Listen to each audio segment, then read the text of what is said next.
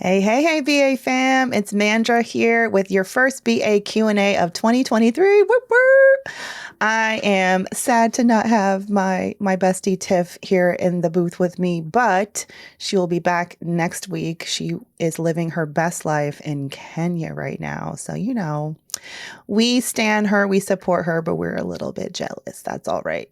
I hope you guys had a wonderful holiday. I'm going to jump right into some questions because when I tell you, I thought, oh, everyone's going to be taking vacation and, the BAQA emails not going to be popping off. Y'all have so many career questions. And y'all know, as your resident career expert, I cannot wait to jump into these. So without further ado, it's time for the BAQA. Dang, I didn't say, I thought I wasn't going to sing it, but I'm doing it. Why?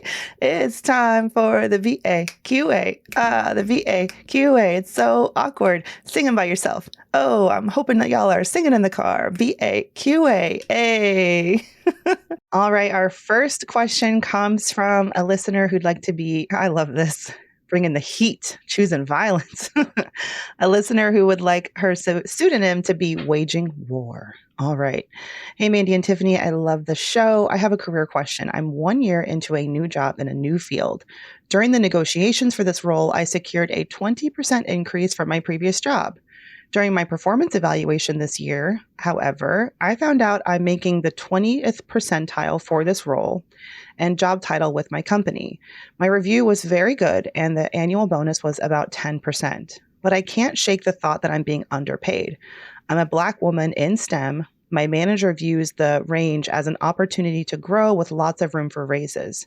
How do you view a salary range? Does a 20th percentile mean I'm being underpaid? I was very underpaid in my last role. I thought I was finally closing the wage gap, but I'm no longer sure.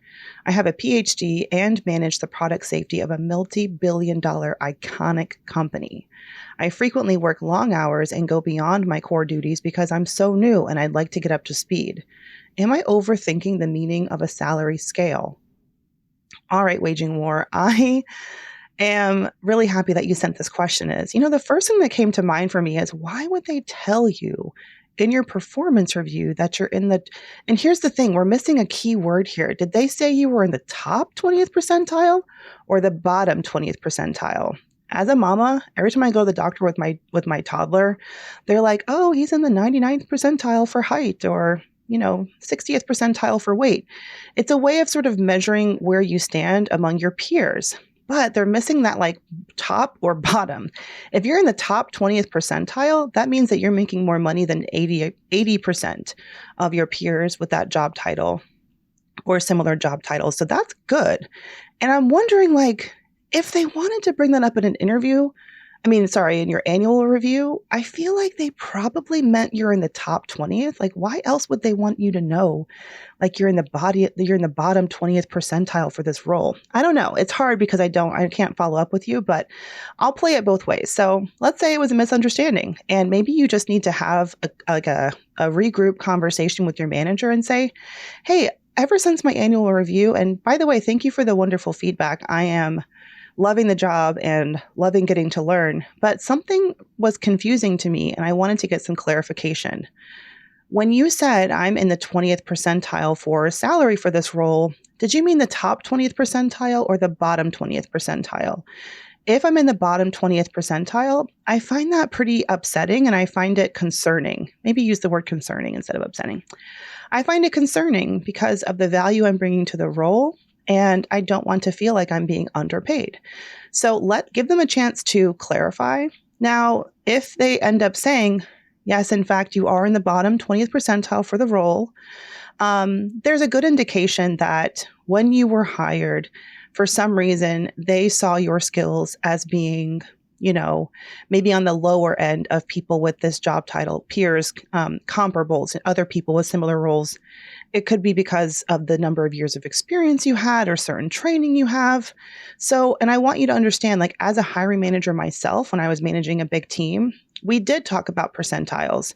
So when I would have a conversation with our compensation team, for example, and I wanted to have them review a couple of employees who had similar roles, but different levels of experience. And I wanted to be sure that they were being paid like commensurate with their experience.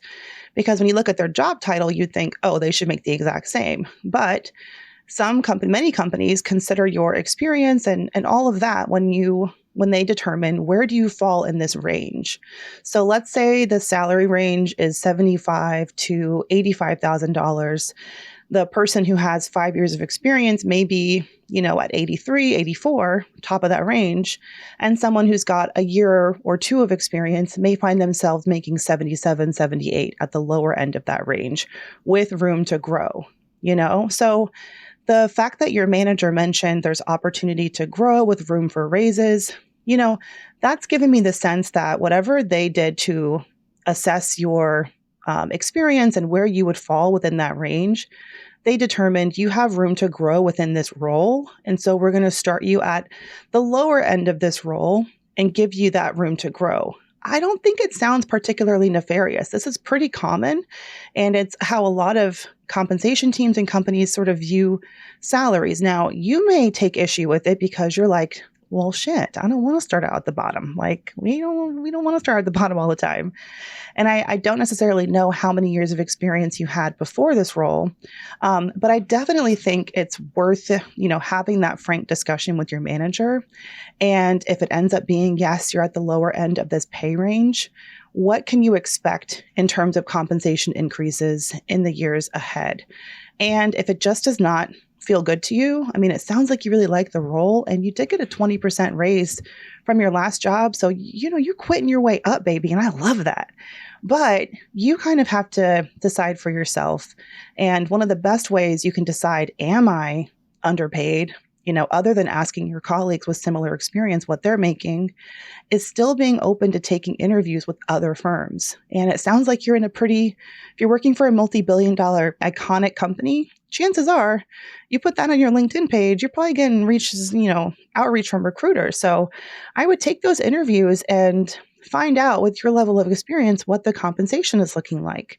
And if you happen to get to the point where you've either got enough data, like a couple of jobs have offered you significantly, or not offered you even, but a couple of recruiters have told you the ranges are significantly higher than, what you're making now, you can bring that back to your manager and say, I love working here, but I have to be honest, recruiters have been reaching out to me and it looks like I'm underpaid for the market, the current market rate for my role.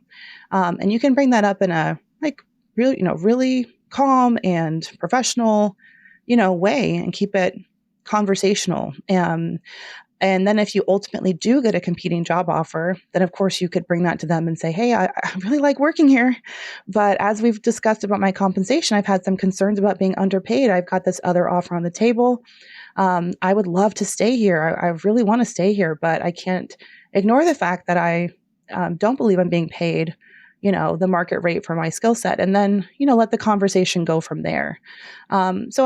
I'll leave it there. I hope that was like insightful and helpful for you, sort of understanding the thought process behind how managers and compensation teams sort of put employees on that salary range scale. What I like about it is it sounds like they have been putting thought into this and there's a method to their madness for sort of how they're determining where people fall. And the last thing I'll say is, as a manager myself, I liked having people who were in a growth role, because for me, if you have enough to sink your teeth into, you're going to be more likely to stick around and feel like you are like learning new things. And just like you said, you're learning new things and getting up to speed.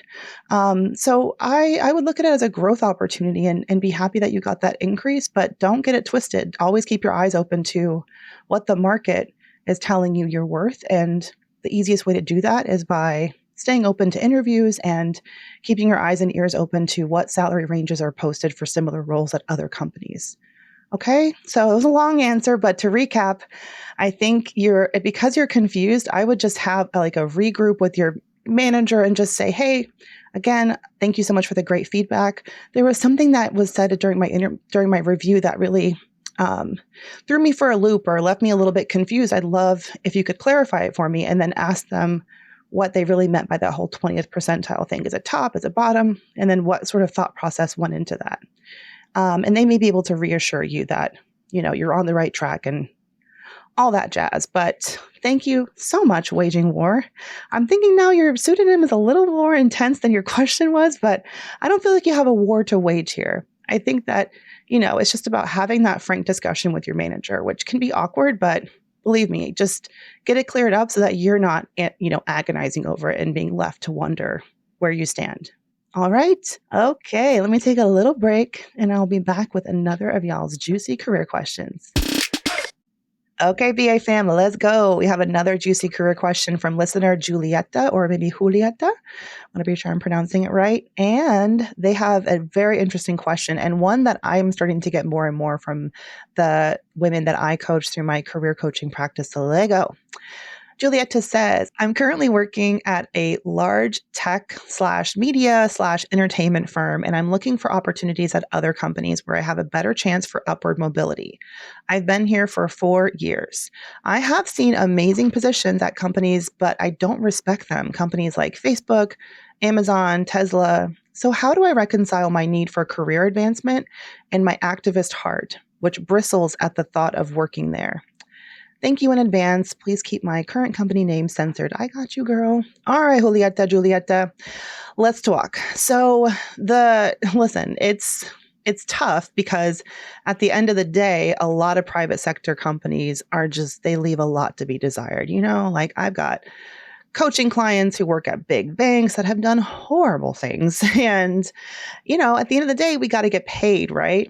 But I do believe that you can find a place where you have opportunities for advancement and you are proud of the company that you work for and their ethos. It just means that you're going to be a little bit pickier.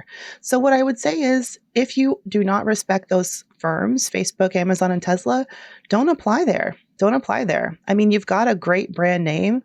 I can see that's going to be on your resume already. And I think any firm would be happy to have you with that experience that you've got there. So I would just say be true to your gut. You can, and just tell yourself this, you can find a role that has opportunities for advancement and that also is doing good in the world, or at least gives you an opportunity to make an impact.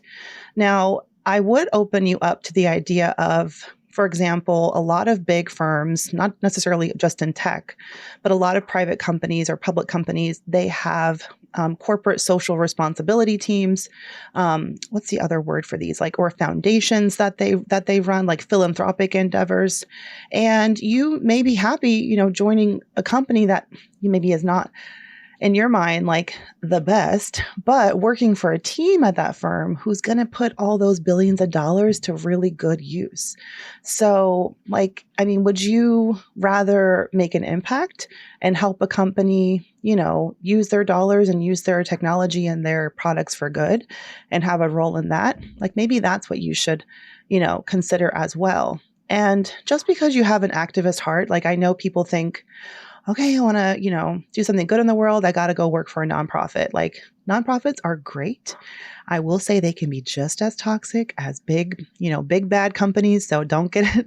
Don't think that it's, going to be all rainbows and sunshine in the nonprofit world, but it's not your only option. And as you head into your interviews, which I hope you have been interviewing different places, keep in mind what is important to you about a company's, work, and what is it about these other companies that give you the ick, and what are you actually looking for in a new firm? Is it the amount of philanthropic work that they do? Is it how they treat their employees? Is it the diversity and inclusion efforts? Are they actually doing them? And ask those questions during the interview process so you can start weeding out people or weeding out companies that don't meet your expectations. The good news is that you've got a sweet job right now at a great company. So I would say this is the perfect time for you to be out there playing the field and seeing what other options are open. And you have the opportunity to be picky, right? Because you've got a paycheck coming in. So take advantage of that. Be picky, be choosy, and find a firm that feels good to you and also is going to give you the opportunity to make an impact and grow in your career, because you deserve that just as much. Please, please don't think that you should have to work for somewhere because they have a good cause or they do good work and sacrifice your own career advancement, happiness, well-being, pay, all of that for the greater good. No. It's not selfish. It's not bad to want to have a successful and fruitful and meaningful, career, and also too get to make an impact through the work that you're doing. You can have it both ways. Okay. That's what we got to believe. All right, Julieta or Julieta. Thank you so much for your question. Hey, y'all, if you want to be featured on the BAQA, hit us up. You can email us directly, brownambitionpodcast@gmail.com. You can also slide into our DMs on IG, like Miss Julieta here. And we are Brown Ambition Podcast on IG. And don't forget, we have a website, brownambitionpodcast.com. Submit your questions, check out past episodes, buy some BA swag. Y'all know we got swag. Sign up for our weekly newsletter, all the good stuff at brownambitionpodcast.com. All right, happy New Year. It's so good to be back with y'all. And I will see y'all next week, back with my podcast bestie, Tiffany, in the hot seat. Have a great rest of your week. Bye. Hey, BA fam, we could not do this show without your support or the support of our team behind the scenes. The Brown Ambition podcast is produced by Cumulus Podcast Network. It's edited by the wonderful Imani Crosby and produced by Tanya Bustos. Dennis Stemplinsky is our in-house tech guru, and I am Mandi Woodruff Santos, your co-host, and I will see y'all next week. Former Navy SEAL Sean Ryan shares real stories from real people from all walks of life on The Sean Ryan Show. Wealth strategist Rob Luna. If you could solve a problem in this world better than anyone else, you're going to make a lot of money. And that's really what a business's ultimate goal is, whether it's your business or a manufacturing business. It's about solving a problem and making a bigger impact in people's lives than anyone else on scale. I've been trying to scale my business, but I can't find somebody to conduct these interviews. The Sean Ryan Show on YouTube or wherever you listen.